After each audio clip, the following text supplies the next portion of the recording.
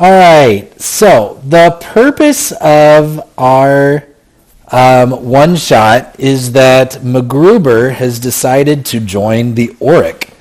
And I have to tell you, I was both prepared for you all to join or for none of you to join. Having one of you join has thrown me off a little bit, and so we're rolling with it. And we're going to see how things unfold. So we've done a couple of one-shots, just the two of us together. And so you kind of know the drill and how all of this works.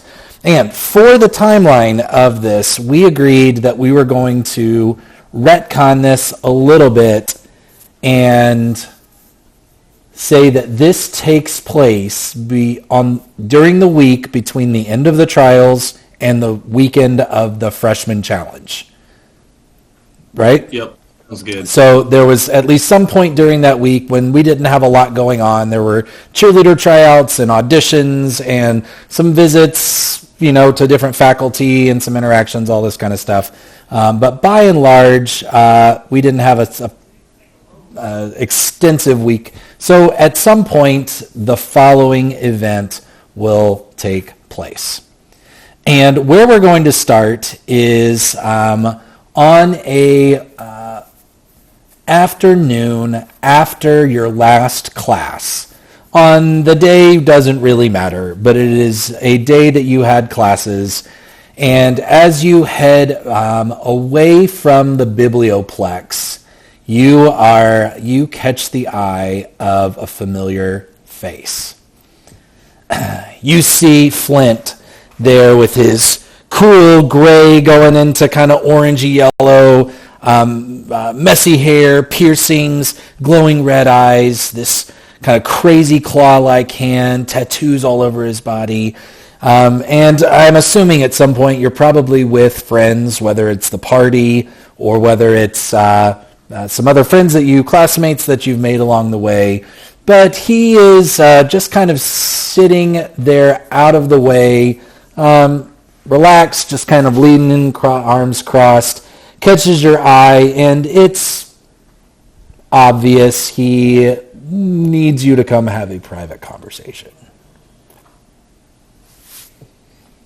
Have I seen him before or since the cathedral or my... Probably not. Okay. I think I would politely kind of excuse myself from whatever group I'm with.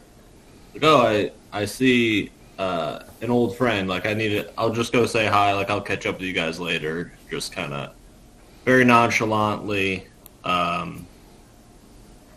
make my way over to him. And then I don't know if I speak first, because last time I spoke to the two Lorehold students, they were very standoffish. So I think I just approach and kind of just loiter for a second and wait for him to talk. When it's clear that you are kind of on your own and nobody's really kind of paying attention, everyone's kind of going about their business, he doesn't really seem to be too shy about being friendly with you. And he comes back up. There he is. Bruv. What an exciting day do we have planned for you. We have your very first assignment. He throws his arm around your neck and kind of pulls you in just kind of a little too hard, kind of scruffles up your hair. He's like, you and me got a field trip today. I'm pretty new. I'm the best you guys got. Like, surely there is someone else that could help you, right? We've all got our roles to play, bruv. And you know what? Artificials like yourself, they're not a dime a dozen, are they?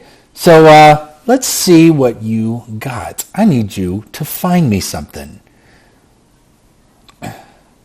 Okay. I think that sounds easy. I mean, yeah, that sounds easy. I could probably do that. There you go. There we go. That's the fiery spirit I fell in love with when I first met you. Come on. And he grabs one of the carriages, opens the door. He fiddles with something on the inside. You get the sense that he's probably solving one of the Quandrix puzzles. But he doesn't want to ride on the inside. He kind of jumps off like a trolley in San Francisco and just kind of hangs on for dear life wherever you are. And the carriage begins to wind its way to Quandrix campus. As you come up the road, you begin to see the big white modular building of Taurus kind of slowly spinning, evolving, kind of making itself into these cube shapes over and over and over again. You see the kind of field of craftsmen tents there. You see armorists and other artificers. You see people sewing things, blacksmiths. You smell smoke and you hear the sound of just industry. So hammers on metal and the smoke of fires. Laughter, you hear a bunch of people all working on something big together, kind of shouting directions at each other. Kind of on the other side, you see the kind of field of the tiny houses, the dorms where all the Quandrix students live. And the carriage kind of actually pulls past all of those around the backside of Taurus. And in front of you, you see this massive junkyard. All sorts of metal and discarded items, big to small, gears and broken poles and sheets of metal and wood and copper and all this stuff. But it is in this massive junk heap.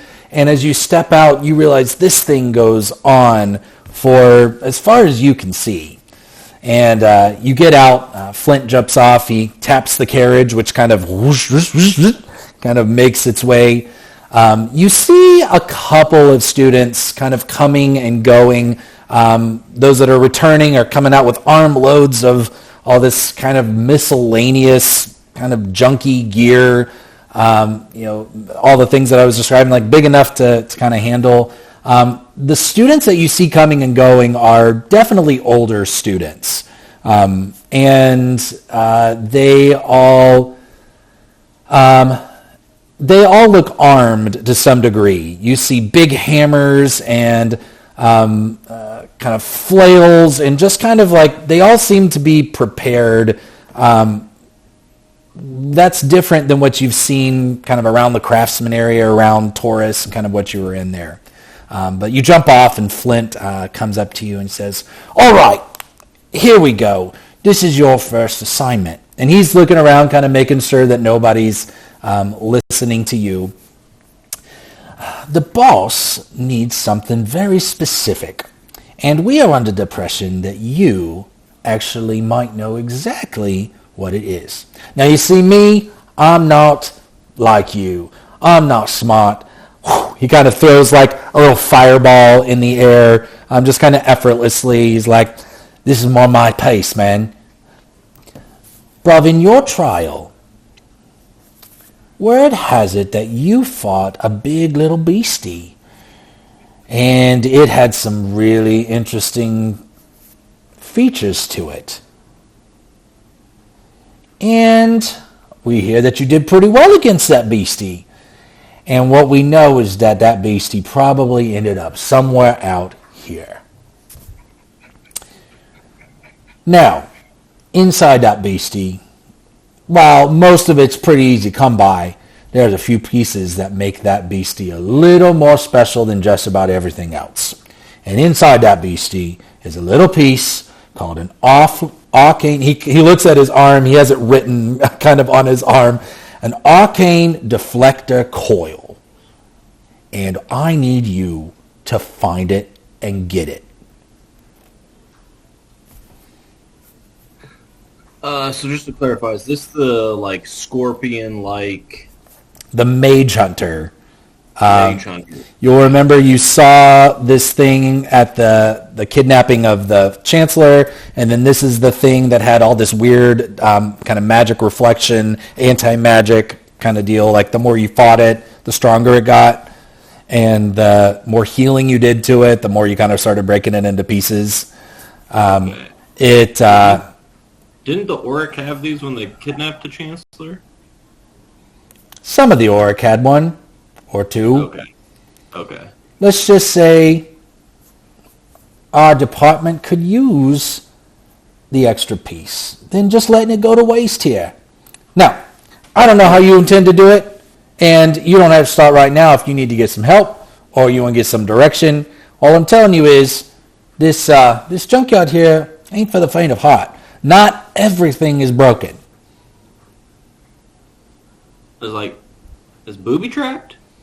No, not so much. It's more like accidents that have learned to fix themselves. Oh, man. Yeah. Well, last time I saw this part, it was like they shrunk us down. Is it like I won't be able to find it if it's? Oh, he grabs both of your face in both of his hands, and you feel kind of his clawed hands on one side. He's like, "That ain't my problem, bruv. That's your problem now. So, need you to grab that thing, and when you get it, I want you to come find me. I'll be on Prismari campus. I'll meet you at." You're not even coming with me? I got work to do, bruv.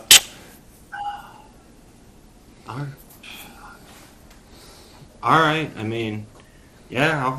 Repeat it back to me. What you looking for? Arcane deflector coil. Very good.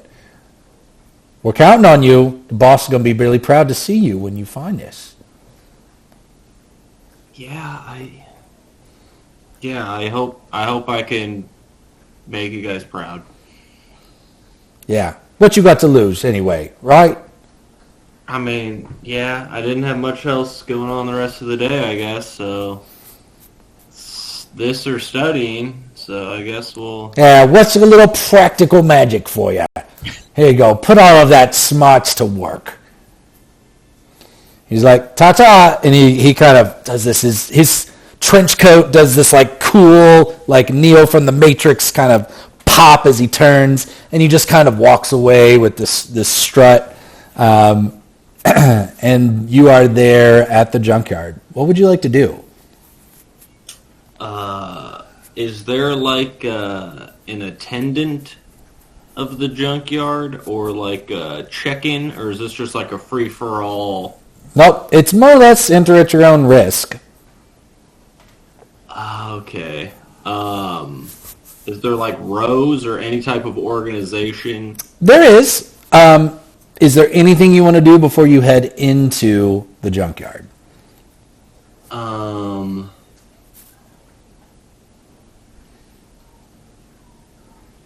No, I don't think so. Okay. So, here's what I'm going to show you here. Can you see this? I can see some of it. Like, I can see me down at the bottom and then most of the numbers, but not all of them. Whoa, hang on, sorry. Let's see if I can zoom out. There we go. Is that better? Mm-hmm. Okay. Yeah. So, this is a portion of the junkyard. You are down, like you said, the bottom left, and you see all these numbers. I've just kind of like assigned numbers to different piles of stuff. There are walkways, and as you kind of make your way in, you get kind of some looks from a student that's kind of walking on their way out, their arm full of stuff, and they look you kind of up and down just like okay, and he walks past you. The first thing you notice is that these piles of junk are they are not organized in any way. There is one central cylinder here right in the middle that seems to be bigger and more intact than a lot of the other things. Everything else has kind of clearly been picked over for spare parts and all this kind of stuff. This piece kind of looks to be somewhat left alone, more or less in the middle, but it's still in rough shape. Jeez, I keep switching off this. I think... Oh, sorry, that's not helpful.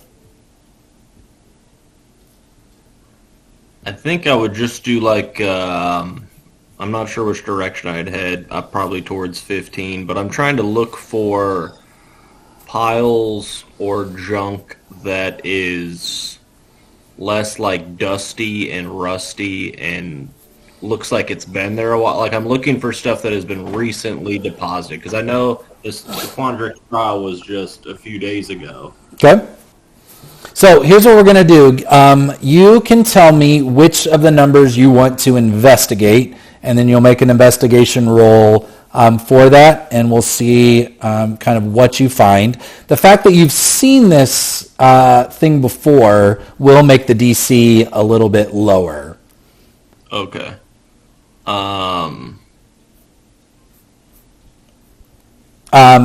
What I will tell you is...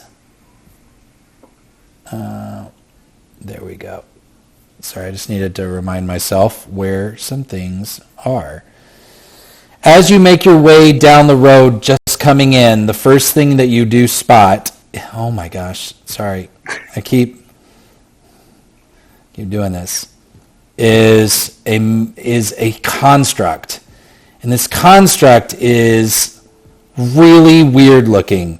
It doesn't really have anything that would resemble like a beast of some kind. It kind of has 3 legs, sometimes 5 legs. It's got a big like girder for like half of its body, and 2 or 3 arms coming out the other side. And if you want to go down this row, you're going to have to interact with it. And the way I'm going to work it is I'm going to make it a little random. This thing's going to be moving around as you're moving around. If you ever get close to it, there's a 25% chance as you move from one pile to the next that you're going to encounter something in there. So I'm going to have you roll a d4 every time you move, and we'll see what you find. And then I'm going to have you roll a d4 to see what it is. So we're going to make this, kind of leave this up to chance here. All right. Well, before I go in, I'd like to wake my Piper droid up, okay, and get her with me and kind of debrief her that we're looking for this arcane coil. Great. Now, one great bonus to that is that these kinds of things can offer you the help action and can give you advantage on things like investigation. Excellent. But I do kind of warn her of the implied danger that I'm kind of just vaguely sensing. And then I do just like ready my pistol as I progress. I'll just kind of hit the ground running, and I'll go to investigate number 15 to start. Okay, roll a d4 for me, and tell me if you get a 1. I got a 3. 3. All right. So you are able to pass this thing by. It does not seem to acknowledge you. And as you go into 15, go ahead and make an investigation roll with advantage.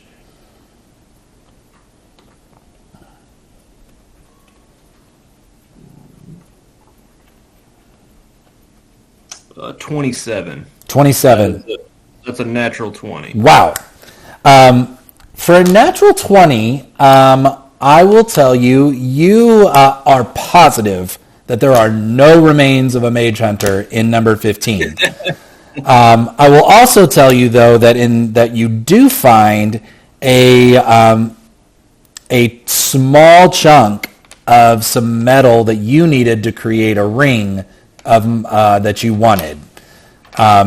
You wanted the ring of I can't remember what it is, but it's like adamantium or something, adamantine or whatever. I have it back in my old notes. I will say you can get that, but just say chunk of metal and remind me about it.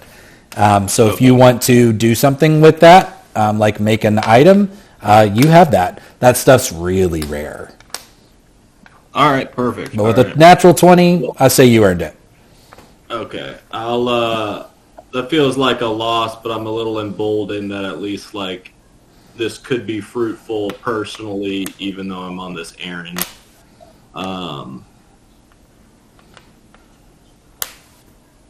Okay, where do you want to go next?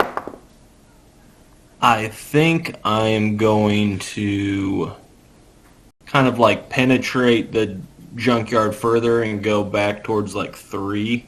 Okay. I'm going to roll d4. I rolled a 1. So I need you to roll a d4 and tell me what number you get. Okay. I also got a 1. Okay. As you begin to head down the row, you see this strange contraption begin to start to get a little bit more agitated, and all of a sudden it fires this lightning straight down the middle of the row. I need you to make a dexterity saving throw for you and Piper. Oh boy. All right.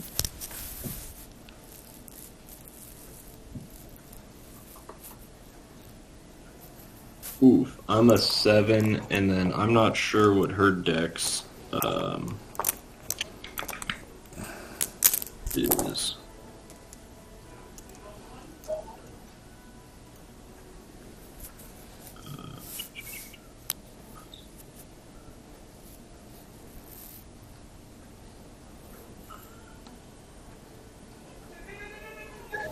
Here's what I say. I'm going to give her a boost on this because I'm going to assume that she's a little freaked out and hiding behind you. So I'm not going to have her take the damage. However, you not anticipating this do take 9 points of lightning damage, failing your save.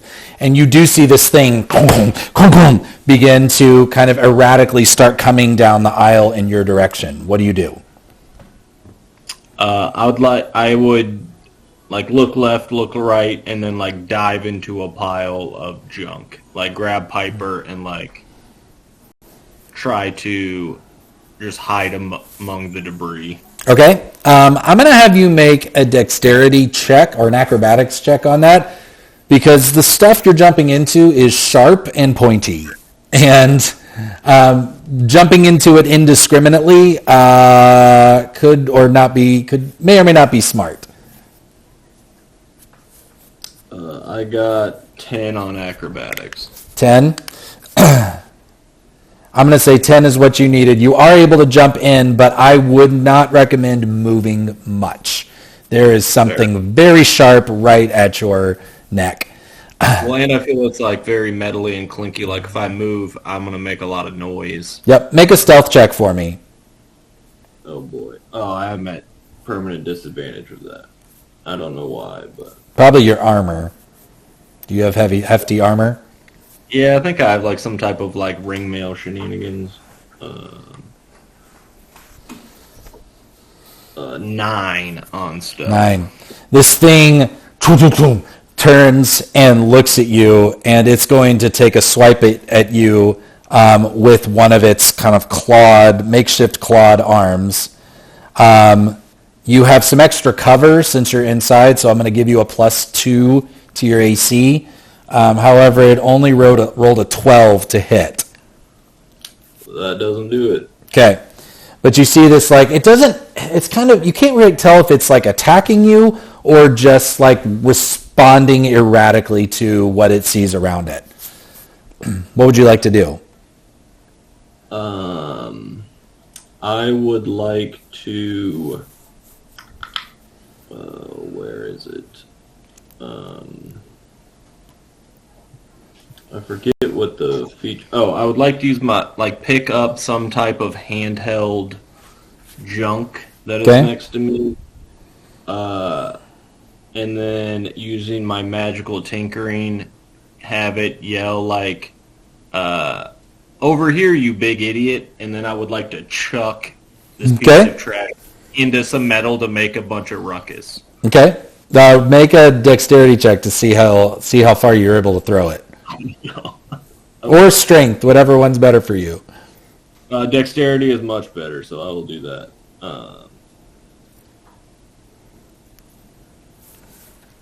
No, a 7. Okay, actually, let's do this. Instead of dexterity, re-roll and do either a deception or a persuasion check. All right. I'm going to see if what you do magically is actually enough to convince it to walk away. Persuasion is 12. 12. You do see it it actually burrows into the ground and kind of starts heading under the pile where you're at towards the sound of the clink. And you are currently out of its hostile territory. Can you tell me what your passive perception is? It is 12. Okay. You are right across the way from number 17, the big deal, the big kind of coal there. You are fairly certain there is a face looking out a window at you as all of this kind of transpires. And as you kind of look up, it kind of bursts out, like moves out of sight. It is not a clockwork. It was a humanoid face of some kind.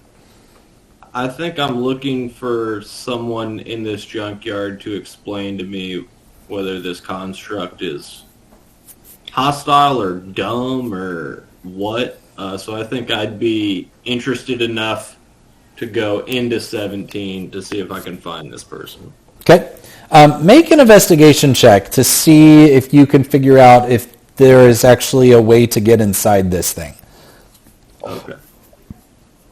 And Piper's with you. I don't mind if you want to do that at advantage.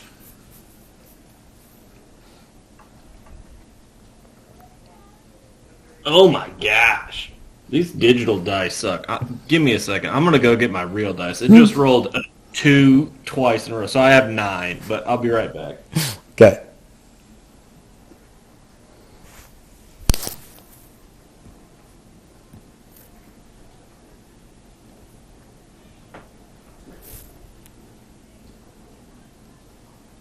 Let's give you a little bit of a...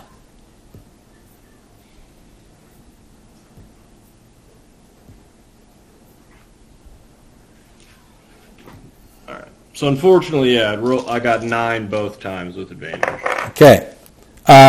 You kind of crawl all over it, and you don't really find an obvious entrance to how to get inside wherever this person was. How high just by looking? The window. Like, how tall is it? Yeah, like, can I get to it from the ground? Yeah, so if you look at the picture, I really liked this picture. So there's some stairs on this side. You know, it's probably 15, 20 feet tall. There's a little smokestack over here. If you kind of look at, like, it looks like it probably maybe had some rocket capabilities. Like, you don't know. It's just got kind of pipes coming out everywhere. But they don't seem to be open. Many of them don't seem big enough to fit through. But with a 9, nothing, at least strictly by looking, you don't really see an entrance to anything. From the vantage point, though, especially since I'm assuming you probably get up top at some point, you notice that there are more of these things moving all around. They are all kind of different shapes and sizes, moving around, doing various things. It looks kind of like an infestation. Gotcha. I think I'm going to double down on trying to get into 17 then, because it looks like from up here, any way I go, I could be spotted. Okay. Can I... Man, I don't really have anything great.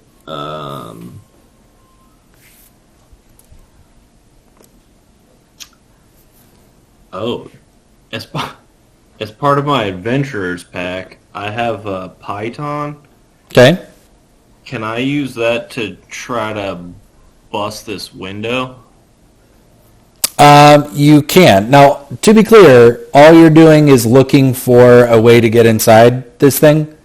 Correct. Okay. There is the window that I was talking about was just an opening. So you'll see down here kind of this little grid, this pie-shaped grid here on the bottom. I don't know if you can see what I'm looking at. Down here to your, just right here. It's open air. There's no glass in it. Okay. But it is not big enough to fit through. Piper could probably fit through, but you couldn't. Got you. All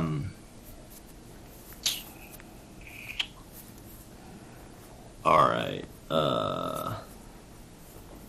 I have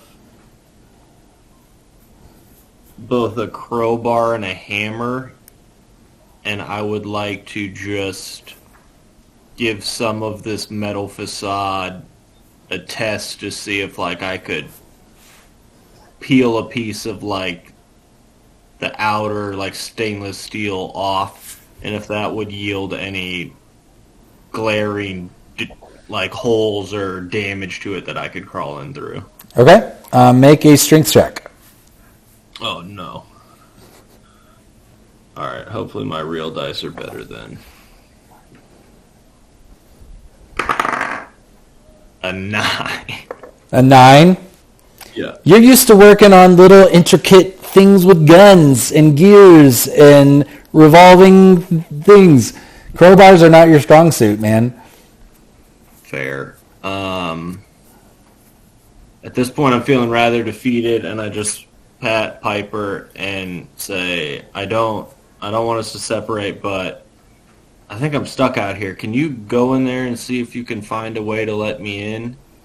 And I tie some rope off and kind of shimmy her through that, like, pie opening. And just like, don't forget about me out here. Okay. Do an investigation check for her. Alright. Now, can you also tell me about, like, what is your magical connection to the homunculus? Like, how are you able to communicate? Like, do you have a telepathic link, like a familiar? Yeah, it's telepathic. Okay, so you can communicate with her while she's in there.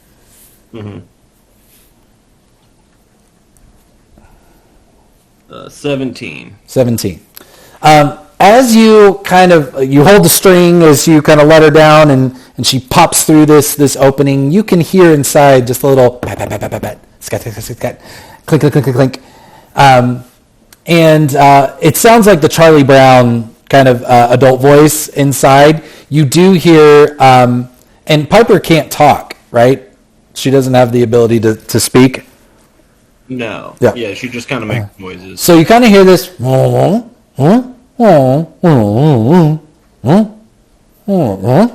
you feel the string pull against you, and you feel it pull, pull, pull, and pull harder. Do you let it go, or do you want to try and tug of war it? Tug of war for sure, even though after being crowbar defeated, I'm not feeling great about my chances, but I can't just let her go. Make a strength check. Alright. Ooh, 15. 15. You're able to hang on to it, and you feel that like somebody's manipulating it, kind of keeping it taut, and you hear a voice kind of yell out the window, like, "Hey, somebody up there?" Yeah. Could you let me in? Is this your thing here? This cool little guy? Fine. Yeah, that's Piper. Right. Sorry, I'm just trying to get in. Why? What do you need? I haven't been here before. This thing looks important. Well, I just got beat up by a legged thing. I'm just trying to hide out for a second, honestly. What? It attacked you? Yeah, it shot me with lightning, and then it swung at me. What? Like, I just wanted to get some junk, you know? Okay. Wait. Is this your first time? Yeah, I just...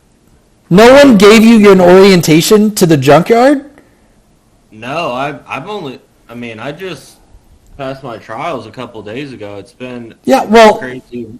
I mean, all Quandric students get this orientation on the first day. Are you not from this school? Oh, no, yeah, I'm from Lorehold. I'm also an artificer, so... Got it. I'm hanging out here. Well, hey, listen, I don't mean to be rude, but, kind of busy in here right now. So, yeah. Yeah, I mean... You're real close to the entrance. Just wait till they're gone. You should be able to make it. I want you to... Can you make a perception check for me? Yeah, I would love to.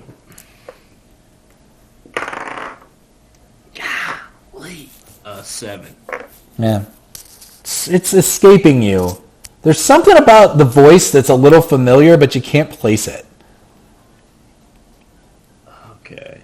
How about I come to you and I'll help you kind of get through where you need to go. Can you just wait up there a sec? I'll be right there. Yeah, that sounds great. Thanks. You hear pull Piper up. About a minute or so pops up, and from kind of outside around, like they clearly entered or exited a spot you couldn't observe from where you are, you do see a figure you recognize. It is your fellow freshman, Vierick, still flight. Okay. And he goes up, he's like, oh, hey, you're MacGruber, you're friends with Indigo, aren't you? Yeah, we did the trials together. Yeah. Is there something you need? You see his whole demeanor's changed very dramatically once you admit to that. I mean, I'm just looking. Like I said, I've never been here before. I think I left something in the trial, and I heard they put all the junk from our Quandrix trials back here. Do you know how this place works? Yes. What do you need it for? Is this something for Indigo too to work on? No, I'm on my own capacity. Like, I don't know her that well yet. Does she come here? He rolled really high on his insight check. Are you being, like, you would say that statement is truthful? Yeah, this definitely isn't for her. I wouldn't even tell her I came here, probably, is how this is going. He kind of stares, like squints at you just a little bit, but he believes you. He's like, okay, all right. You see his kind of countenance brighten a little bit. He's like, well, yeah. Okay, so the trials, you mean our trial, right? The one where we fought the Mage Hunter? Yeah. Yeah. No, that's a really good point. So you could see, like, they do not organize this place. I don't know exactly where it is, but I'm sure it's going to be on the top somewhere because stuff like that big doesn't really end up here. You know, I probably would have taken off some of the more biological stuff, but just kind of the machinery.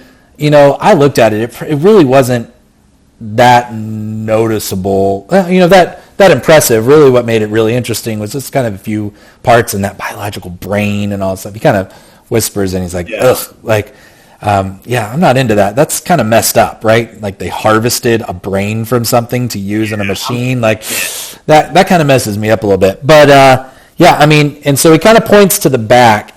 He's like, the first, tier stuff, I just don't get the sense, and you could tell he's really trying to outthink the teachers here. And he knows, and you know, that Pelanistra saved that Mage Hunter for you guys. And he put 2 and 2 together.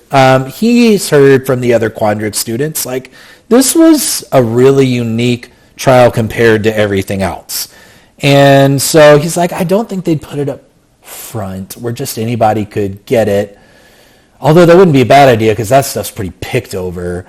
They'd probably just want to throw it in the middle of everything. And he kind of points to the back half of kind of this area here. So kind of 4 through 9. He says, honestly, I'd start working from this space if you're gonna find it. What do you need it for? I'm a tinkerer, man, like I've never seen one of those. I never even heard of one of these things before, but if it's got things that I can, take apart and see how they work, like that's just how I work, just got to figure out the ins and the outs. Make you a persuasion or deception check.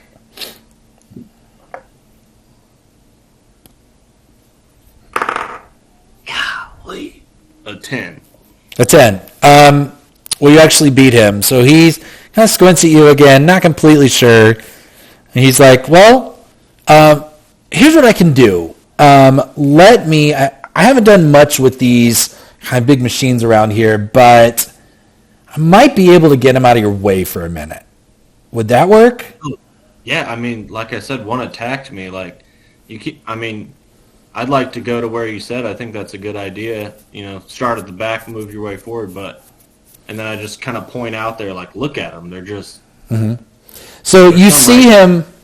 You see him pull this. You've seen this little notepad made of these like stone shale tablets. There's like 3 pages to him. And he pulls it out on a piece of chalk and he starts kind of scribbling on it. And it takes him a second to kind of write it down. And then he flips it shut, shoves it back in his back pocket. Kind of on his belt, kind of underneath his jacket, he pulls out a potion and drinks it. And he's like, all right, which way do you want to go first? I mean, the furthest place from the gate is back towards 5, so I think just in the corner up there to the northeast. Okay. And he exhales and he blows this kind of spew, this like dragon's breath of acid all across number 1 here. And you see number 1 here. So you see this one immediately like clunk, clunk, clunk, clunk, clunk, clunk, heads into here, starts wading through. This one starts heading this way to see what's going on, and this one kind of makes its way down, leaving this corridor here open to 5. I see what he's doing, and I look at him, and I kind of give him like a weird look, like, what in the hell was that? And then just go, I appreciate it. I'll ask you about that later. That was crazy, but... Oh, yeah, dude. Again, give him a tip of the hat and jump down and don't waste a moment going towards 5. And he just says, hey, happy to help. Let me know if you need anything else. And as you kind of jump down and head to 5, you see him pull out this notepad again, and he kind of scribbles on it again, kind of watching you as you go. And then he walks back kind of around out of sight and disappears. You make your way to 5 without any other incidents. Why don't you roll your investigation check for number 5?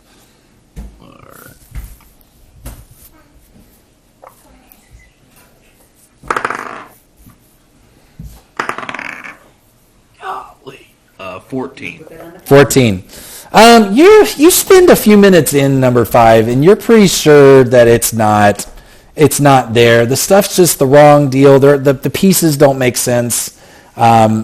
You're pretty sure 5 is not where it's at.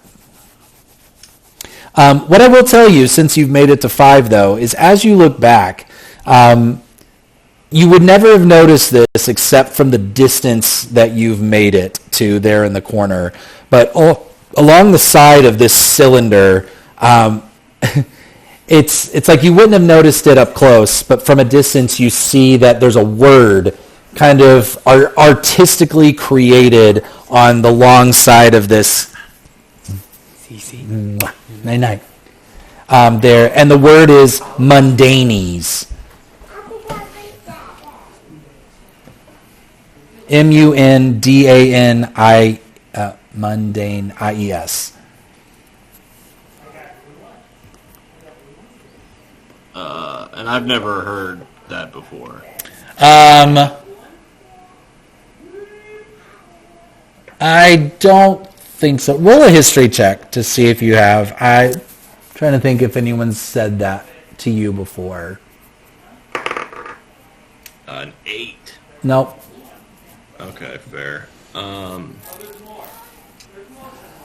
I'd like to immediately then, like, time is of the essence, go to 6.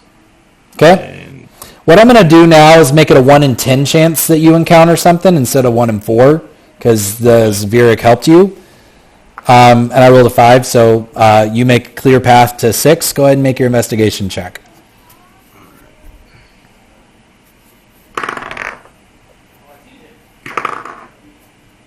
There we go. 18. 18. Positive that it's not here. These look like a lot more wheels and gears. This is not the kind of flat diamond shape thing or some of the pieces that you recognize. It is not in 6.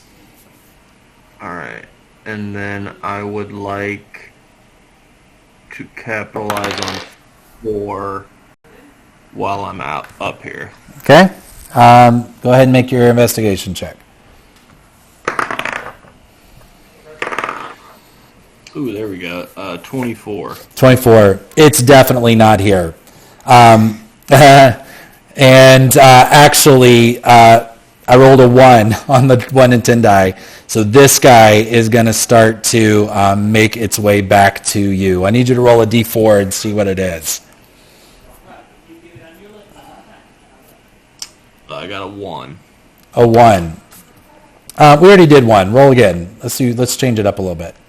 All right, here, I'll roll an actual die. Ooh, as I roll it off the table. 4. 4. Okay. You see that this thing has these kind of big, bulky, like Incredible Hulk style arms. It's like a gorilla. It's like its arms are long, but its feet are short. And it is going to like kind of run down the aisle, kind of spotting the movement. I'm going to have you roll initiative to this to see if you're able to react before it gets to you.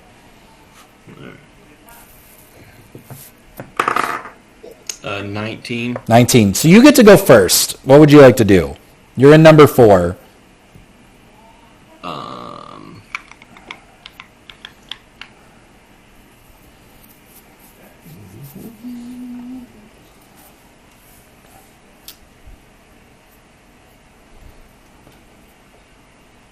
I would like to summon a Force Ballista Eldritch Cannon in front of me. Okay.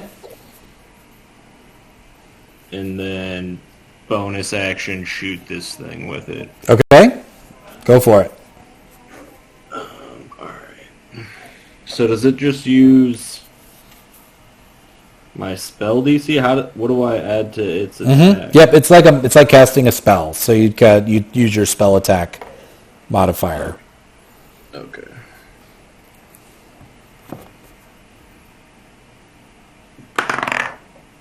Uh, 19. Oh, that definitely hits. Yep. And Now, is the force cannon? That's not a save, right? It says range spell attack inflicting 2d8 of force, pushing target 5 feet away. Great, do it. Okay, so d8.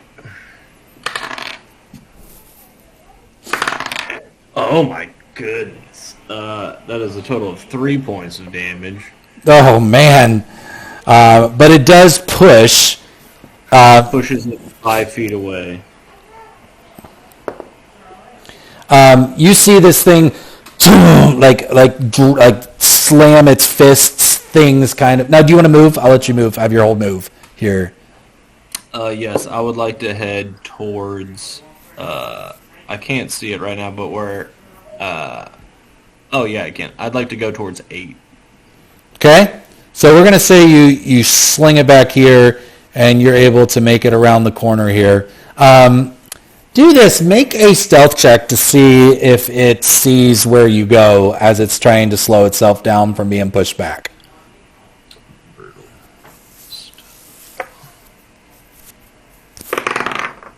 Oh no. Oh, excellent work. 22. 22. All right, I'm going to say that you effectively hide from it. What you do, though, is as you make your turn as an assist to drawing its attention away from you, you see a harpoon shot out of the central cylinder there. Boom! And it basically hits it right in the back, flings it another 15 feet kind of back into this place and onto its face. And it has basically lost attention on you. Excellent. As you look back, you do not see Virik. You actually see a Dwarven, kind of a young Dwarven guy that's kind of come out of a little, like, I don't know what you call it, but like this little hatch. Yeah, this little hatch is open, and he's just and you kind of see him as it closes behind, and he winks at you as you make your way down towards 8. Yeah, I give him a big thumbs up. Kind of a bewildered, like, I knew the other guy who helped me. I don't know you, but, like, appreciate it. Make a perception check. Oh, no. Golly. 5. Man, dude, I need you to roll better on these things. It's not going. I did just on disadvantage on stealth roll the 19 and 18, so I burned out like. There you go. All right, so what are you looking for next? You're going to search 8? Yes, I'd like to investigate. Oh my golly. 13. 13. It doesn't take you long. Actually, let me see if you do not hit a new enemy. It's not on top, but it's close. And as you move a couple of things away, you see this familiar kind of burgundy, metallic, kind of triangular diamond shape piece. You see a broken leg or two out, kind of splayed. It's not kind of ceremoniously in there, but you begin to, as you begin to approach it, you see the body of a mage hunter. Now, Vieric was right. It has kind of been picked over, and there is no trace of any kind of biological matter on there. Make either an investigation or an intelligence check, just a straight intelligence check with your proficiency, because you're an artificer. So if you want to add your intelligence plus 3 to your roll, let's see if you can find the arcane deflector coil. All right.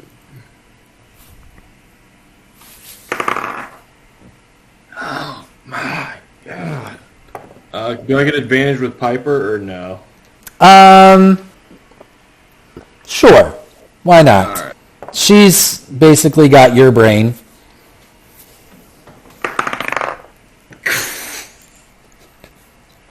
Okay, here's what I'm going to tell you. I think max I got was 10. 10?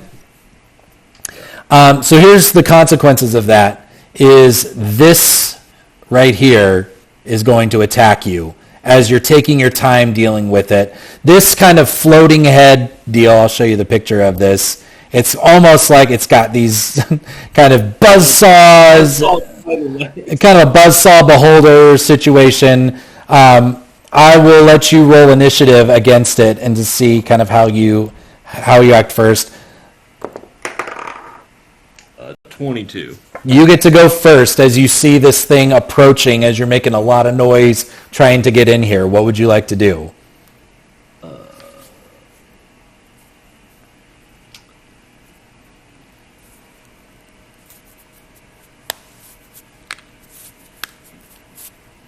I would like to cast Thunder Wave. Okay. And that is a save. Okay. Constitution DC 15. Natural 2. Alright, so they take 2d8. Now, how do you do this? Do you actually want this to be like a spell, or do you have a device? Or have you rigged a device to be able to do something like this? Yeah, I would like it to be some mechanical entity that has like... It kind of feels like a grenade effect, right? So I want it to almost be like... it's going to be like something on my hip that almost looks like a kitchen timer. Like you crank it over, and it counts down, and then just like emits one big like shockwave of air. Great. Almost like an EMP, but with air. Okay. Okay, let me roll damage. 2. Okay, 10 points of thunder damage, and it is pushed 10 feet away from me. Okay. Boom! As it gets flung into this pile of scrap over here. Is there anything else that you would like to do on this turn?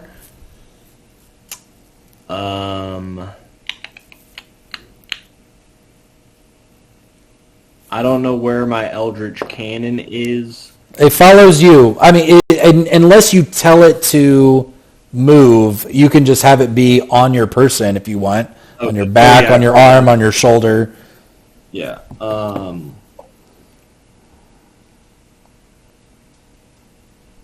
I would like to, just as a bonus action, cast Hunter's Mark on it. Okay? And then I would like to look for some type of cover. Okay? How long does this last? I feel like it lasts a while, doesn't it? What, Thunderwave? The Eldritch Cannon.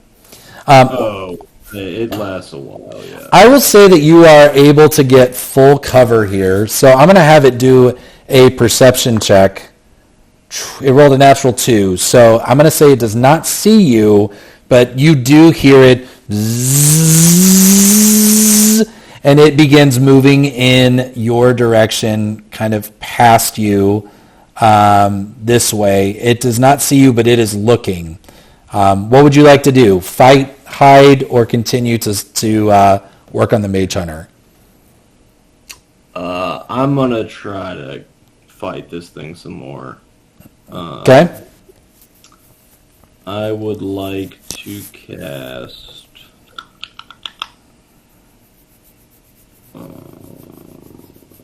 wait a second. I just put Hunter's Mark on it. I'm just going to shoot this thing with my... So does that apply to my Eldritch Cannon? Does it get the extra damage, or is it just my weapon? I think it's every attack. I think that's the beauty of Hunter's Mark, is every attack gets the bonus. Because it's an extra d6 of damage, I think. Whenever you hit it with a weapon attack. Okay. Now, your Eldritch Cannon, it's a weapon. It should be, right? Force Ballista, a ranged spell attack. See, that's so the cannon is actually a spell attack. It's not a weapon attack. So technically you don't get the bonus for that, but you would for your gun. All right, well then I'll just shoot it with my pistol. Okay. 22 to hit. That hits.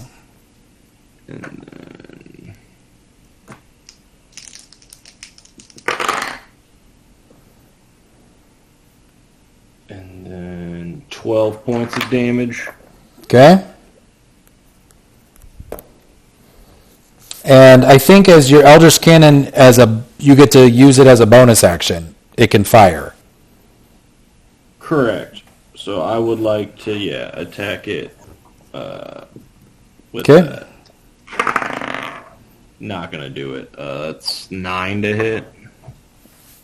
That misses. You see a little boom. Let's see.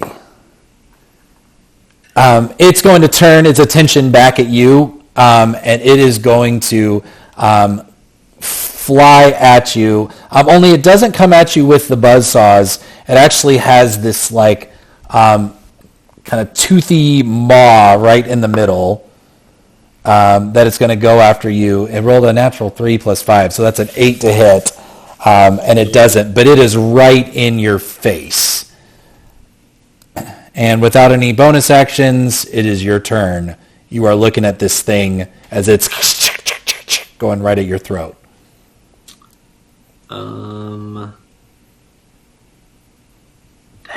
Okay. I was really hoping I could use the catapult spell to catapult it, but it says 1 to 5 pounds. Mm-hmm.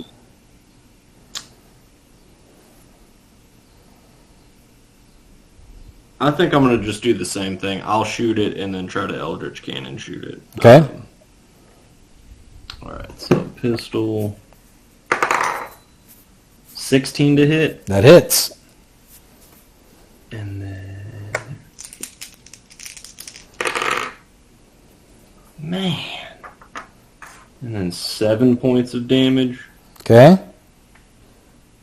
Or 8. 8 total. Did you roll your Hunter's Mark damage in that as well? Yeah, unfortunately. Okay. All right. I rolled a 1 on my D10. Oh, so. Beautiful. All right. And then I would like to shoot it with the Force Ballista, which is a dirty 20 to hit. That hits. And then... God. Brutal! 3 points of damage. Oh, snap. And I do push it 5 feet away, though. So. Okay. That's going to give you some time to disengage. What would you like to move anywhere?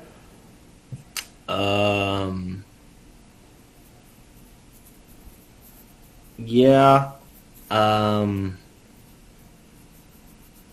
I would like to move closer to 10 if I can get past it without provoking an attack of opportunity. You can, because it's far enough away from you. It's not in melee anymore. Okay, so yeah. So you're going to leave the Mage Hunter. Yes, yes. Okay. So you're going to come across this way or come closer to it here? Whatever. If I can cut across 9, that works. Okay. Well, let's say you make it over here. It is going to kind of rally itself and on its kind of spider legs, and it's kind of half floating, half walking. It is going to make its way to you and try to attack you again. Ooh, natural 19 to hit with a 24. I need you to roll a d6 for me. All right. You take 7 points of piercing damage. I need you to roll a Constitution saving throw and roll a d6 for me. All right, the d6 was a 5. Okay. And then let me do the Constitution saving throw. Constitution save is 18. 18. Okay. So you do get bit by this thing. It feels like a snake bite, as it kind of has these two fang-like things that hit you right in the shoulder. It does not feel good. It feels like you got a COVID shot. Where it kind of burns a little bit, kind of when you went in.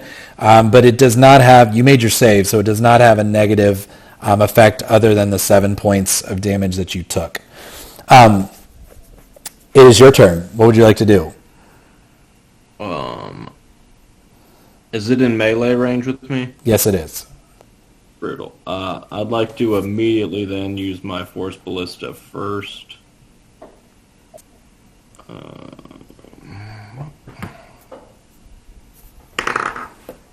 Golly gee willikers. 11 to hit. That misses. I'll give you this, though. If you want to tell it to move to the other side and flank, I'll give you advantage on it. Oh, okay. Like if you kind of want to throw it over like a grenade, have it land, boom. Yes, that'd be great. Okay, take the advantage. Roll the and tell. No way. Are you shitting me? Yeah, back-to-back force. Okay.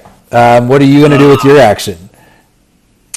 I would like to then...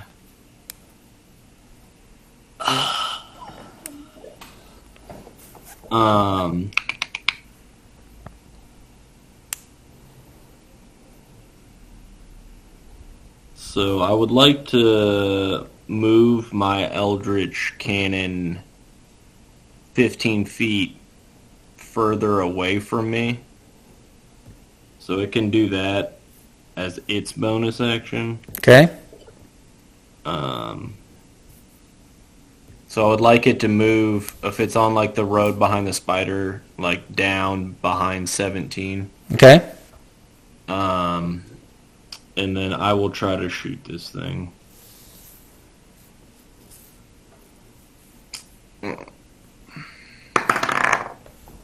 That's a natural one.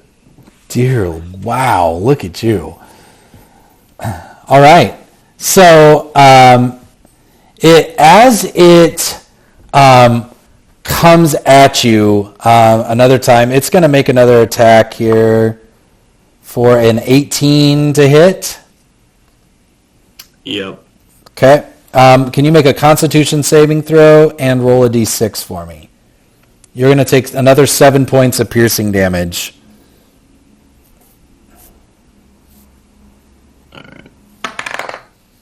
D6 is a 4. And then...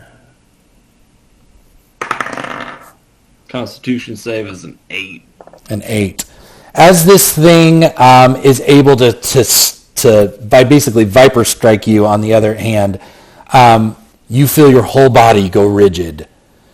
And you stare at this thing unable to move. Your arms locked in place, your legs locked in place, and you see these buzzsaws begin to come at your throat, your torso, and your legs.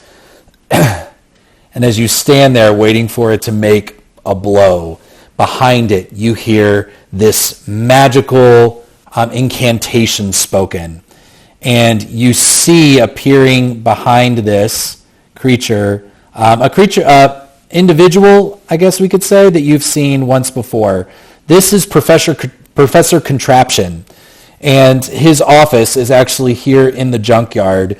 And you see him come up. He has the two beautiful black gilded hands of the Manus Mentis, the Statera Opus item, and you see it has a number of other appendages, which makes him look incredible and a little horrifying all at the same time. You know, his body swivels a couple of different levels all the way down. He doesn't really have a facial feature. You know, Taurus was able to kind of construct this facsimile, kind of like iRobot, of a face. This is really just kind of a gold plate with, you know, the mimicking of eye holes and stuff. As you see him, though, it's actually the gloves of the Manus Mentis that create this effect, and you feel this thing that is at your throat picked up, and you feel it, you watch it as it basically gets rearranged before your very eyes, and things are being pulled off of it, and its arms are being put out, and its buzzsaws are being turned into gears and are being put together in all sorts of crazy different ways. And you see this thing kind of fall back out of it as whatever malevolence was inside it begins to kind of disappear back into a thing. And as it ends, you see this... it looks like a carriage. It looks more like a bobsled that's been kind of reconstituted, and it's got kind of these sleigh wheels, but it's very mismatched. Everything kind of is correctly in the right place, but it has like no artistry to it. It's not sleek. It looks functional, and it looks like something you've never really seen before. There's like a propeller thing happening and some handholds on the side. And it's got nothing unnecessary on it and no kind of designs whatsoever to it. But you see it reconfigured, and all of the buzzsaws are now kind of these wheels on the inside that kind of it almost like it could go on land, but it could also go on snow kind of situation. And as you see this kind of thing happening, you look and you see the face of the professor, whose hands, which just kind of glowed with this incredible power, kind of start to de-escalate a little bit. And he kind of looks up at you with these kind of strange, almost bird-like movements. And you see these kind of other hands come out like, "Are you okay? Student, are you hurt?" You hear this robotic voice come out. I'm short of breath. Just say thank you. I'll be fine. Thanks to you, Professor. It looked pretty dire there for a little bit. "Yes, I'm sorry. My children do not always know their strength and still need to be taught. They operate functionally like infants, and sometimes infants," and you kind of hear this like robotic chuckle, "ha ha ha, have to be taught how to properly play with others." Those are your kids? Well, I mean, thank you. I don't know how to repay you, but I think I got a little in over my head here. Well, I'm glad to hear that you are still alive, and I will continue to try and put the others away to their nap so that you can continue your work in peace. Oh, that'd be wonderful. Thank you. This is my first time here, and I didn't know what I was getting into. I should have known it was a magical junkyard with constructs but thank you. Nothing is more powerful than one's imagination. I have learned much from watching you and other students use your imagination to create magnificent things. Things far superior than what you see here. Ha ha ha ha ha. And I also just give it a dry, this is all insane laugh. Don't hesitate to come find me if you need an escort through the junkyard in the future. Now that I know that you're here, that'd be wonderful. Thanks for offering. Lorehold students, all students, are welcome here. Come back anytime. I plan to return, so thank you very much. Very well. And you see it's like his body rotates in sections, kind of with his head last. And you see he kind of has this series of wheels that he's on. I mean, he's totally able to off-road and navigate this thing effortlessly, up and over things. He takes the sled in one of his arms and kind of pulls it behind him as you hear him kind of go about the rest of the junkyard to fulfill his agreement with you. As you go back to number 8, you're able to find the coil. It's obviously the piece that Flint was talking about. You know what coils are. You understand a little bit of the anti-magic piece of this. As you look at it with your knowledge of artificery, you get this sense of being a little impressed at the genius behind it. It was seeing how it all works and knowing now that you were supposed to look for it and that it was valuable. It's kind of brilliant. It just looks like another piece to the untrained eye, and because it's not biological, and which seems to be where everyone's attention gets drawn for its abilities, it actually plays a very crucial role in the function of this being. And while it seems like it was just discarded with that piece being kind of deemed worthless, you're actually realizing this is impressive work. And the combination of alloys and some of the runes that you see written on it, bravo! Whoever thought of this? This was really interesting. Is there any way I could somehow transcribe notes or diagrams or somehow, kind of capture some of this information? Yeah, I will let you do that just as gameplay. And you can ask me about it more if you want to, we can make up the technical pieces of it. But in studying it and making as many notes as you want to about it, yeah, go for it. Okay. Well, I think I'm not going to spend a minute longer in the junkyard than I have to.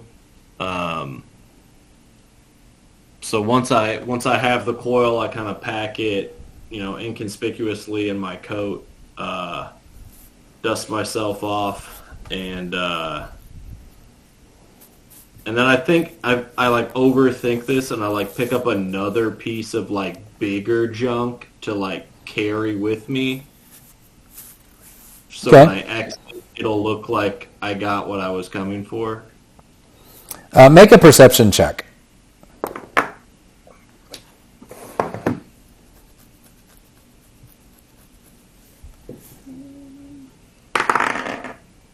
19. Okay. And make a deception check for me as well as you pick up the other piece.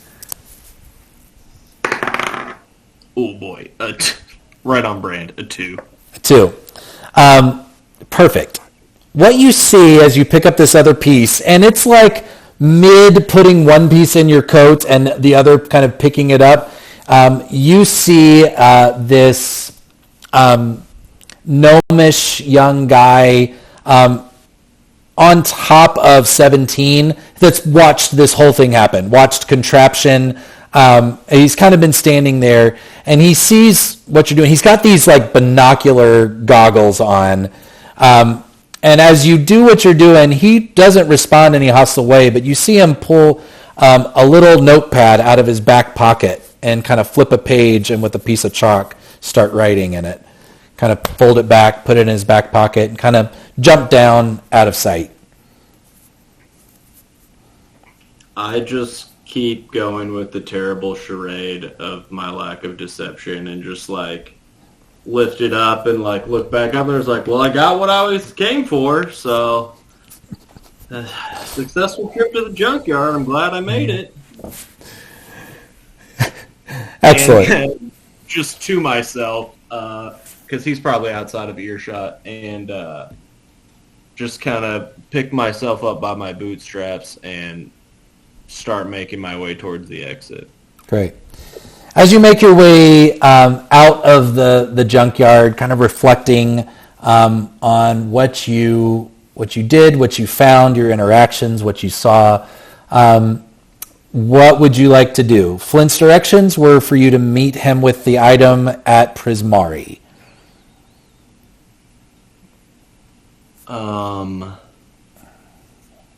Let's see. What time of day is it? It's probably just before dinner time. All right. I would like to send some kind of message to Flint. How? That's a good question.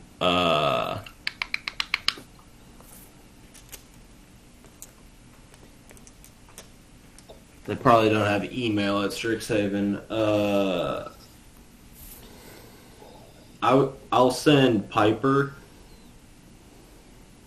with a magical tinkering of like sending. Essentially, I can send up to 25 words if I imbue her.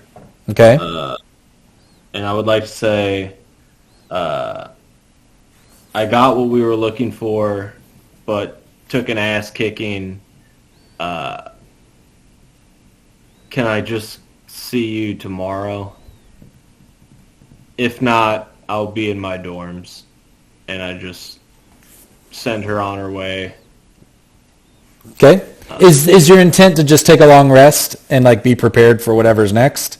Yeah, I'm kind of just like, that sucked, and I'm like, I hope, like, since I got the part, they're not going to be mad at me, but I'm not, I don't know. I didn't expect to almost die today, so I don't really want to see what else he has in store without kind of just sleeping for... Yep. So you send Piper on her way, and you go and crash at your... you jump in a carriage there at Taurus and make your way all the way to your Lorehold home. It takes about an hour to get there from campus to campus. You kind of sleep through dinner.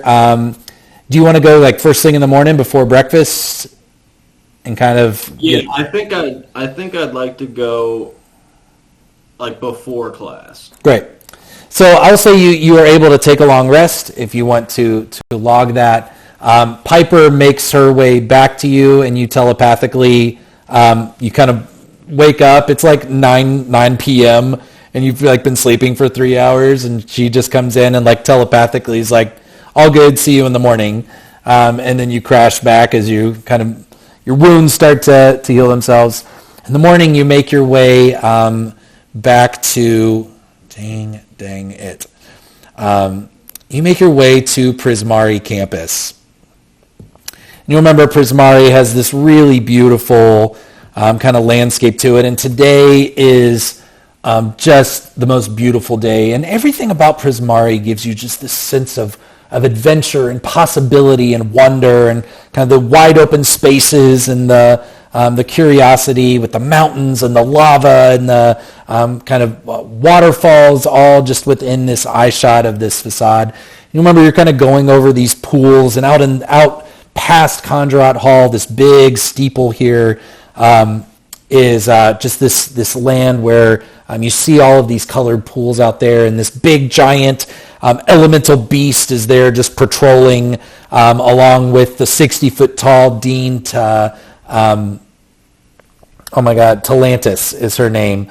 And they just kind of walk patrolling the pools, making sure that nothing comes into Strixhaven campus, but by this time, nothing really tries anymore. There waiting by Conrad Hall is your old buddy Flint.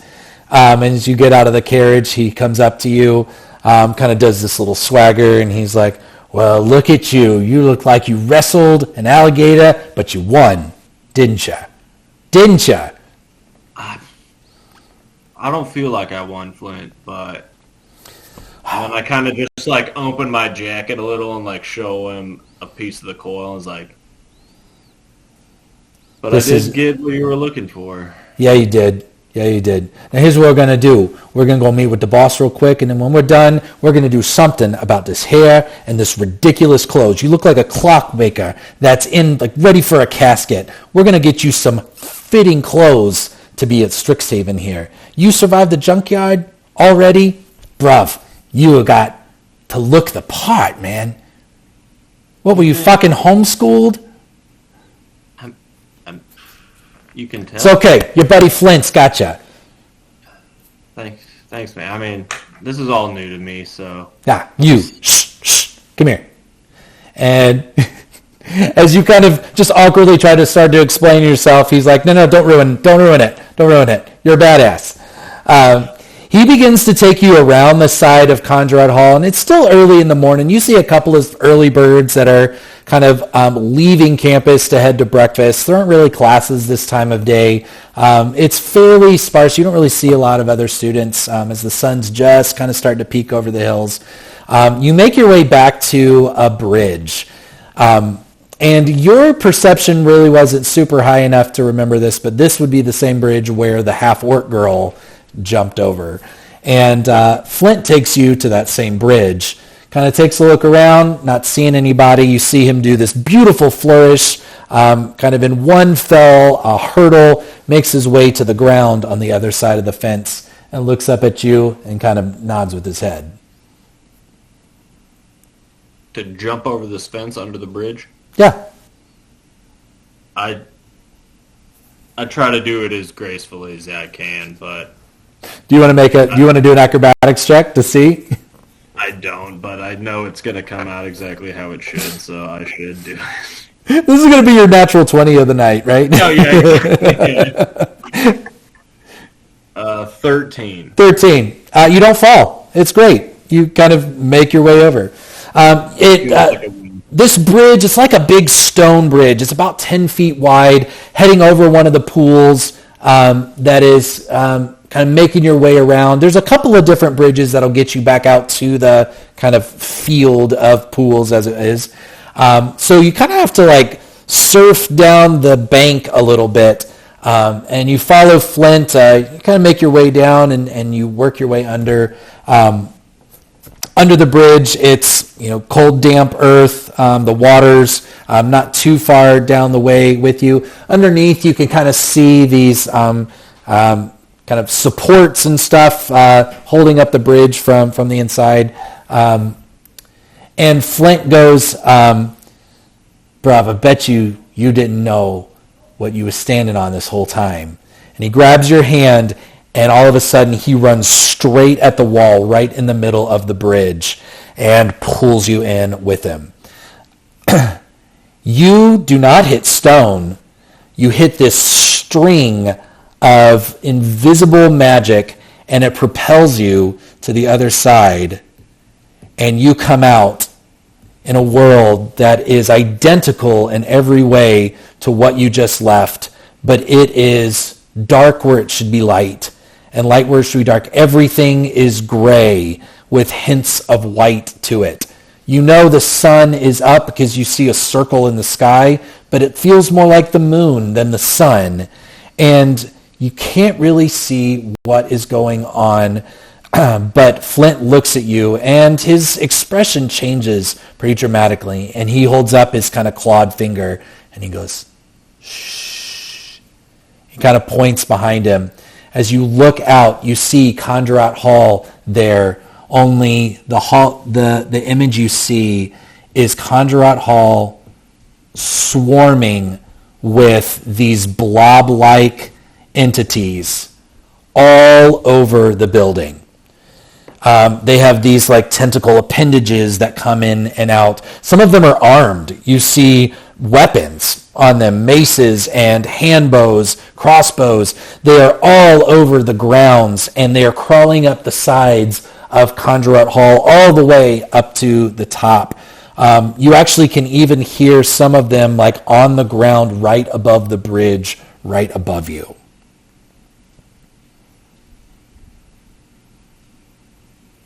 Flint, what is... Shh! Where are we? Shh! Shh! Bro, keep your voice down. They'll hear you. And he's like, follow me. And he kind of climbs up. He jumps up and he grabs one of the supports on this side of it, swings his leg over, and starts to basically army crawl underneath. At one point, he's able to kind of pull himself up top and army crawl the entire length of the bridge, kind of using handholds, almost like monkey bars, all the way to the opposite side of the bridge underneath it. And he's gestured for you to follow him. Just like look up there and start patting my coat, and then very quickly I'd like to rig like a counterweight on some rope and like throw it over the pole and tie it around and like hook it to my belt, and then have like a little mechanical winch that just like shimmies me down very slowly, like very methodically. But I'm just like shaking my head the whole time, like I could what? As you make I'm not even make you roll for that. That's ingenious. Take some inspiration for that. As you slowly make your way and follow Flint all the way to the other side, you jump down. You don't hear any movement on this side, but you see Flint. He hands you this kind of cowl cape, and he pulls one up over his head as well. He grabs dirt. On this side, it's not soil. It's kind of dusty, kind of barren, deserty kind of sand on this side. And he kind of starts sprinkling it on himself. So his coat kind of turns this kind of camouflagey, white, gray, dusty kind of exterior. And he kind of gestures at you without speaking to do the same. And I immediately just like shaking my head, just start doing it. Starting to realize like the scope of what I'm getting myself into between the junkyard and these blobs and the just absence of life that we're currently wading through. But I mimic him and try to the best of my ability, camouflage my cloak. He looks at you, he gives you a double thumbs up, and he says, "You follow me. Do exactly what I do." And he takes kind of a peek out, and as you climb up the embankment, very slowly you reach the top. There are some of these amorphous things out in the space, but you see him start to walk around this road. There is a road that goes around this hill, you can see not too far away from you. However, he doesn't walk on the road. He walks just to the left of it.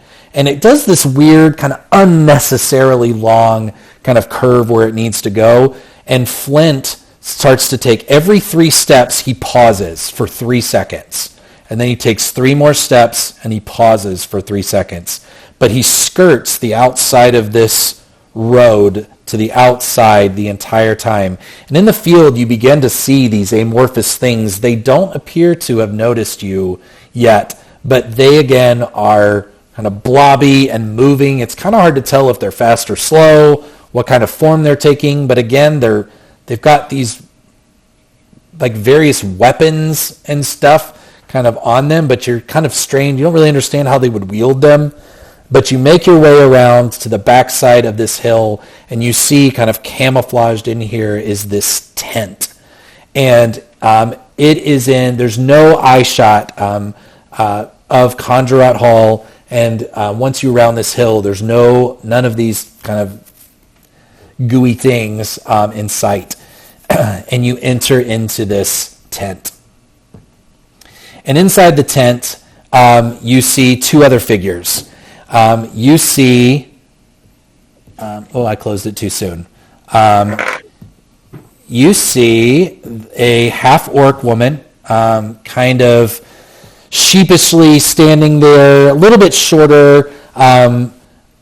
You see a room that is filled with tools, and you see what looks like kind of in the back in this big open space, kind of a reconstructed but slightly modified mage hunter type thing.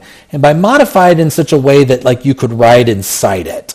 So instead of just having this like thing that can peel down and becomes this scorpion thing that you'd more or less ride, this actually has a compartment kind of on the inside that maybe 3 or 4 people could fit inside.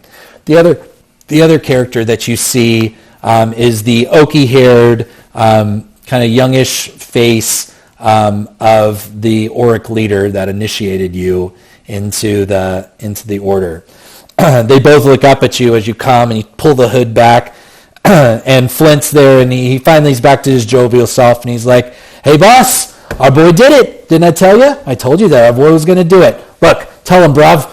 And he kind of puts his arm around you, kind of hits your cloak, and dust just kind of goes everywhere. He's like, "MacGruber, you did it. Welcome, first of all. I'm sure that you have a lot of questions right now about all of this, huh?" Yeah, I mean, and I just like point behind me. Yeah. Okay, so here's what you need to know. First of all, we are in the ethereal plane, okay? And this kind of mimics exactly what's in the real world, only a little bit backwards. And while not a lot of stuff tends to be here, you can see outside that we have some company. And they are posing quite the problem for us right now. Yeah, what? You guys are going to extremes to... Well, you got to. What'd you say? So you chose to be here? Well, we won't stay here any longer than we need to be. We're here to get something important. Said, but he kind of holds out his hand. He's like, "You got what I came for?" Oh, yeah. And I open up my coat and pull it out. Look at it one last time to kind of admire it and then hand it over. He takes it and he's like, "You're a good man, MacGruber." He hands it over to the half-orc, and she kind of gets this excited look on her face, and she rolls up her sleeves and heads back and kind of climbs into the thing, and you hear her start kind of tinkering away. And he says, we'll let Kriega get a little bit more done on this. Come here. Let's take a deep breath. You see he has this there's not really a lot of creature comforts in here, but there is a pot of tea there. And he's like, "Flint, why don't you go keep watch for us?" Flint does this little bow, kind of steps out. So it's just you and this leader here. He's like, "Tell me, I've been meaning to ask you. We didn't really get a chance to talk personally the other night, and I know that in itself was weird. I tell you, I wish the secrecy wasn't necessary. If I had it my way, we would be having the right conversations with the right people to enact the change that's needed around this place. And I have to ask, like, you've been here for 2 weeks now. Tell me what do you see? What have you learned about this place?" It feels like a house of cards, and everywhere I turn, people are telling me this is going wrong, or this is in peril, or the world's ending. And do you believe them? I don't know. I mean, it's such a magical place. If the world was going to end, this is where it would end. And these are the people that would do it. But these are also the same people that you'd think would save the world, so... I couldn't agree more with you. Power's a really interesting thing, isn't it? Yeah. And what responsibilities you have if you have it. Tell you, I'm sure, I have to believe that you have heard some nasty rumors about about our organization. Yeah, people don't seem to like you. They don't know much about you, but all the professors they think you're power hungry, and I mean, it doesn't feel great, obviously, and I kind of point to my arm like, I don't know who to trust. Well, what do you want to know?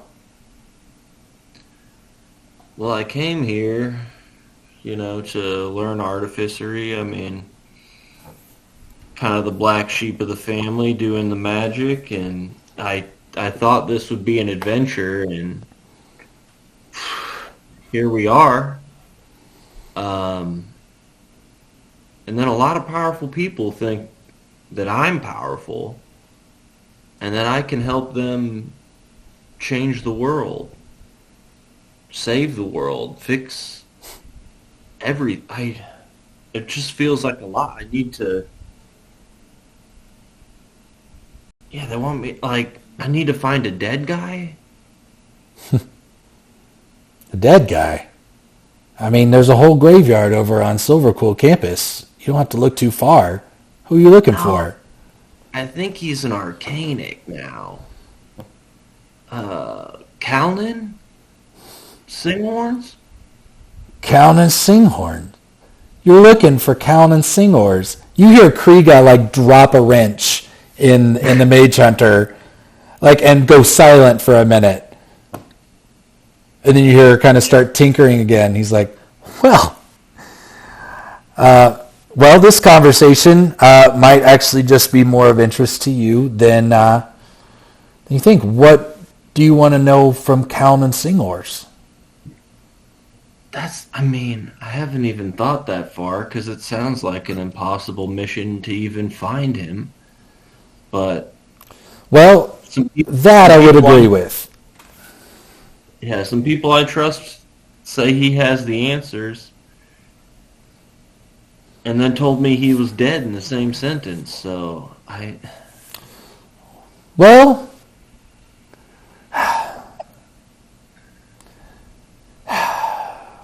Well, that is actually exactly why you're here. Really? Because I am also looking for Calnan Singhorns. You're not going to kill him a second time, right? Please? Well, I don't know about a second time. What do you know about him? Is he a good guy? Is he a bad guy? Did he represent your values? I don't know. He's like everyone in Strixhaven. He's a polarizing figure. He was powerful. A lot of people liked him. Yeah, I think he was well liked. He died so long ago. He was the most powerful being shy of the gods in the whole multiverse. He was brilliant. Feels like a guy that could kind of hold this house of cards together. Get everyone to compromise, because no one wants to be on the wrong side of him. Yeah. What do you know about him? What did he do with his time? Do you know? No, I don't, but he's important. People that know more than me think he has the answers, but it's a need-to-know basis thing. I've been here 2 weeks, like you said. I don't know anything. Calnan Singhorns had a chance to do something incredible. He had a chance to change the entire multiverse. He had a chance to fix it. He had a chance to save worlds, save people. He had a chance to push back evil and destruction. He had a chance, and he had the power to stop some really bad things from happening. He had all the power. He had not the answers. He had some answers. He had maybe more answers than you and me will ever be able to put together. What do you think he did with all that power? Well, he failed. I mean, look at us. Look what we're having to do. You know what I've heard about... That powerful. Say that again? Sorry. So how do you even kill a man that powerful? He's just a man. Even gods have their weaknesses. It's the cycle of life. You'll learn that in Witherbloom. You know, there's a story about this young man that went to Calnan Singhorse, begged him for help, pleaded with him for help to save his family. Calnan said no. The boy explained that he'd be willing to enslave himself to him, to pay him anything that he wanted, to study under him, to help raise an army, to help him. Calnan said, no, that's not my purpose. Do you know the name of that student? You really don't recognize me, do you?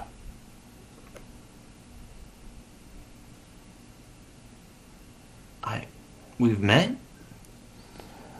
Let's say it's been longer for me than it has been for you. And he holds out his hand, Geordie Knackles, in the flesh.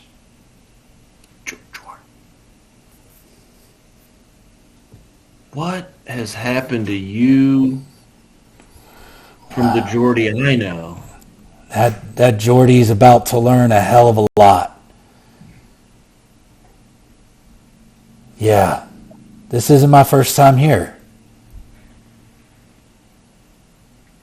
Have I been here? Let's just say that you and I have never had this conversation before.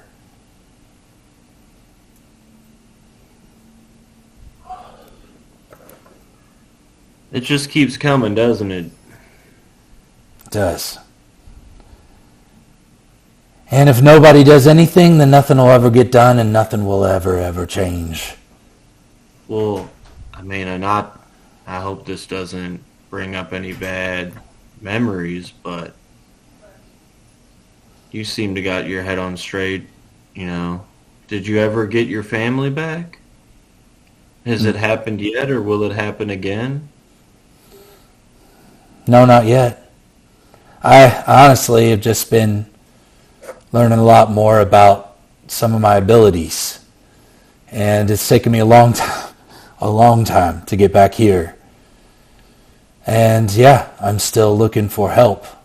But yeah, when I went back 400 years and talked to Calnan Singhorse and begged him to help me, he said no, because it hadn't happened yet. My family wasn't even alive. He could have stopped the whole thing from happening. He said no. But he was here. He was protected by Strixhaven, so what could anybody do? Nobody was on my side. I was a peon, an ant, amongst a world of snakes.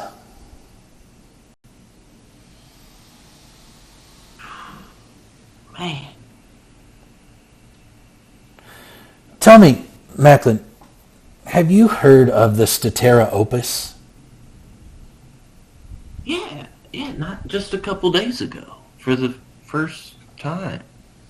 Yeah, they're legendary items that were made for all the founders, and they're all over the place, all over the multiverse. One of those items is a compass. It's called the Teva Deo, and it was made by Tanazir for her brother. Well, whatever Galazeth goes by, I think it's a them. And it can find anybody and anything in the whole multiverse. All you have to do is ask. That item, and he looks over his shoulder out the kind of flapping breeze of the tent, is in the top of that tower. And these plasmoids exist to protect it. And I tell you, I've learned a lot in the last few years, but even this is too much for me.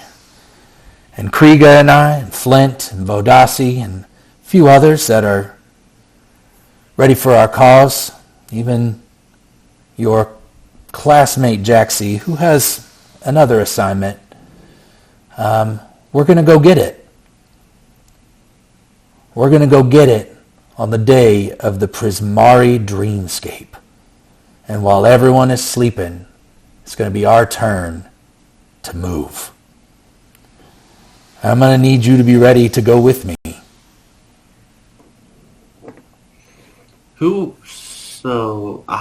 Obviously I want to find Callan, but who are you looking to find with the compass? When I first met Callan, he was here at Strixhaven. And the oracles have this bad habit of when Lee leaves Strixhaven, they don't tell nobody where they're going. And they become nearly impossible to locate. And I need to find him. Because he failed all of us. And I know you don't agree with me, but I'm going to find Count and Singlors, and I am going to kill him. You don't have to be there. You won't be there with me. So in a sense, Callan's already dead. The world's moved on. But I also need to go back and make sure that history happens that way. But I need this thing so wherever I go, I can find him. And then I move on down my list.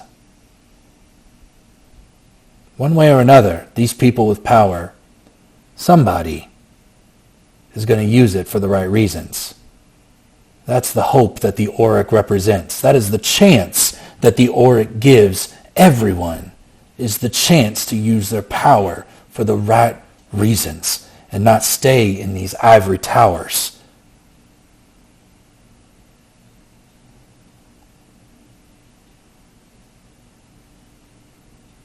Yeah. You don't approve. I don't know. Obviously you got history with the guy. I can't imagine how many hundreds of years you've lived. Actually, I'm only 25. Yeah, but I can't with the here, then the there, and the 400 years ago, and what's a day to you? You could live a year in a day. No, I still age the same way you do. It's just a matter of when I am. So when do you leave the Geordie I know? You know, time can be a strange thing, and it's best that young Geordie, follows the path he's on. Yeah. But yeah, I need to talk to Callan, and I'd really appreciate it if you didn't kill him, but... Well, his archaic still exists. I'm sure somebody here knows where to find him. The archaic, at least. Ask around. If you want to find him, he'll still be there. These oracles, their bodies might die, but their consciousness lives on. And all I can hope is that maybe this lesson will teach the future oracles what to do with all this power that is just simply given to them. Yeah. I agree, the greater good, and...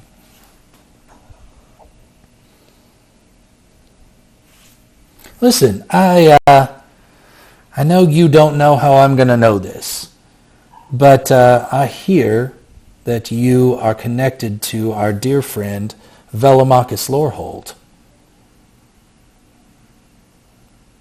Yes, he was my childhood mentor. Yeah. One Dad, day, please, he's not on your list, is he? I've never met the man, Okay. but I'd like to. Well, I haven't seen him since I've been here. But you've grown up with him. What's your opinion? Do you think he shares our ideologies? I mean, he taught me everything I know. He was like my creative outlet in a very rigid childhood. I looked on him very fondly and wish no ill will against him. That's hope. Maybe one day you can introduce me and show me this compassionate heart. And maybe we'll actually see some change happen on a level over these oracles' heads. Maybe that's really what Strixhaven needs, is some leadership to imbue some virtue into this place. Maybe you can be a part of facilitating that, making that happen. Maybe there's a one day when the Auric aren't needed anymore. Yeah, I mean, yeah, if there's this power struggle, why are you so scared to be in the dark? It's get things done. And right now I need to get things done. But the shadows are helpful for a moment. They won't be forever. Like you said, there's a lot of power here, and many in power here would rather take out a nuisance than actually enact the justice that is demanded of all of us. You can't tell me you don't understand that. Yeah, I'm just worried. It feels like, me and my friends, we've all been told the world's gonna end 10 different ways, and now you're telling me it could end in an 11th way. It's hard to pick a side,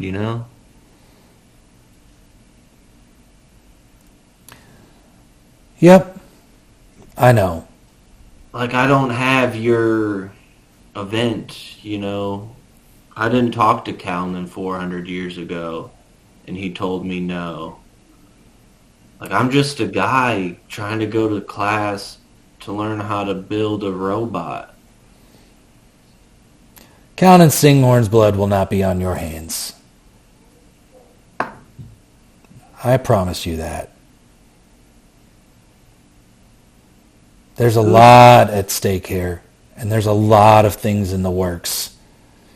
And you're slowly going to learn about them, and I believe in you. I believe you're going to find your place. And one way or another, you either are going to choose fate or it's going to choose you. And you're going to have to figure out, while you have the choice, if you're going to use that power to make it, or if you're just going to let the world happen to you. Because let me tell you, you know my story. I let the world happen to me, never letting that happen again. Yeah, I feel you there. I mean, every day is something new, but I mean, I still choose to go to class. I still choose to be at Strixhaven. I still choose to be in wherever the hell we are. It's got to say, this is like only the third plane I've ever been on, I think.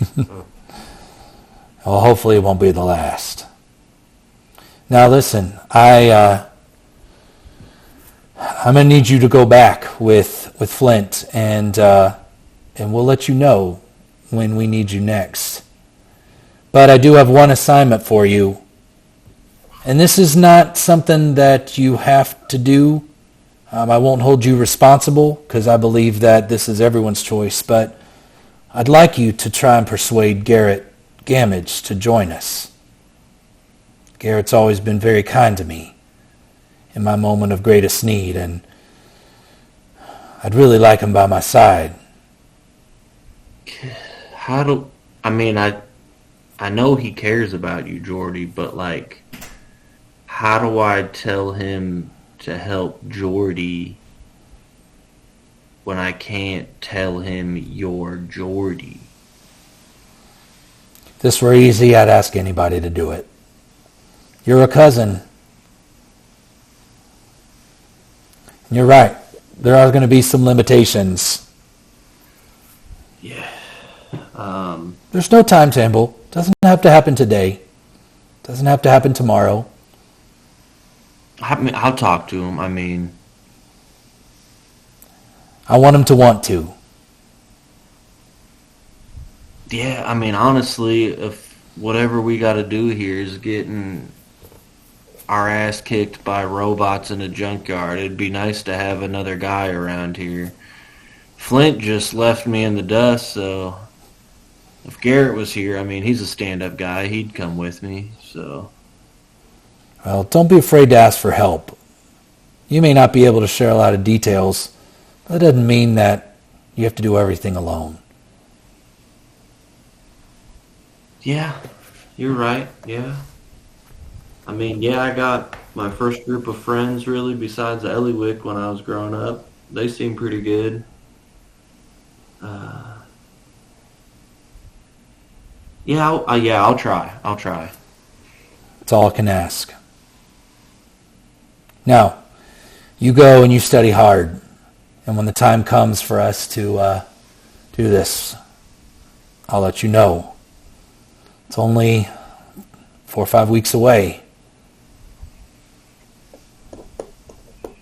That's not a lot of time, but I've only been here 2 weeks, so that feels like a lifetime. The days are long, the years are short. Make the most of it. And hey, I'm glad to have you with us. Keep asking questions. And he kind of signals for Flint, kind of like, all right, we're done. And Flint kind of puts his hood back up, kind of helps you get ready. And as you make your way back, kind of in reverse order, through the ethereal plane, under the bridge, and into the slip, you come back out to the sunlight. It's kind of harsh on your eyes as you scamper back up the bank, up to the bridge. And Flint does a couple of prestidigitations on your clothes so they're not muddy. And he kind of pats you on the back and kind of flashes you this smile. And he's like, hang on for dear life, bruv. Like, what's life without a little adventure? And y'all grab one of the carriages, and as you are lost in your thought, you head off to breakfast to continue your day, preparing for the freshman challenge, which is just around the corner. Oh man, if I would have known this pre the deck of many things, I would have ripped that card. I'm like, whatever. Yeah. So that's where you are, and do this if I understand this tattoo and kind of the limitations of it. Well, the nice thing is I can talk about Jordy with, as long as I don't add any extra flavor to it. Like, that's a character we all know. Right. And is just another student. I just can't. You can't expose his identity. So the fact that there's an older Jordy there, anything that would allude to that, you can't work actively against the mission that he's shared with you. And you can't willingly reveal the location of their hideouts. Yeah. If there's a shady gray area, make me an offer. And I might even we might even roll some it. But if you want to text me or ask me, tell me what I can share here, we can do that at the table. Because the group's going to know that we've had this one shot. But that's part of the fun of this, is you get to figure out how to navigate knowing a big couple secrets. Can I, is like pushing him. So I already know Brian wants to investigate the bridge half-orc lady more. Mm-hmm. Can I just like encourage that? If you're not revealing it as a location of an auric lair, then just be like, okay, yeah, I think you should keep doing that. That's a really good idea. great. Okay. All right. Yeah, I'll think up some stuff to try to. Yeah, and keep in mind, like this, while this tattoo is really sophisticated, there's nothing in there about you actively stopping or defending other auric or prime or these locations. It's about information. Everything about this enchantment is locking you from revealing information. And so be creative with it. And that does remind me, now that I do have a ring of mind shielding, which of these two things is winning? Like the ring or the tattoo? Because one of them is like, people can't detect if you're deceiving them. I haven't looked at the full description of it yet. I would need to pull it up. D&D Ring of Mind Shielding. You're immune to magic that allows other creatures to read your thoughts, determine whether you are lying. So they're magically trying to determine if you're lying. So that's like a Zone of Truth spell. Oh, okay. They can't know your alignment or know your creature type. Creatures can telepathically communicate with you only if you allow it. If you die while wearing this ring, your soul enters it, unless it already houses a soul. So cool. You remain in the ring or depart it to the afterlife. As long as your soul's in the ring, you can telepathically communicate with any creature wearing it. Wearer can't prevent this telepathic communication. Interesting. I didn't even think about if something's already in there. I should have read that before I gave it to you. Yeah, I like the idea. It's like you die. It's like, all right, I enter this ring. Cool. All right. Well, tomorrow we'll go. Was that fun? Yep, sounds like a plan. Okay, sounds good. We'll see you tomorrow. Yep, have a good night. Bye.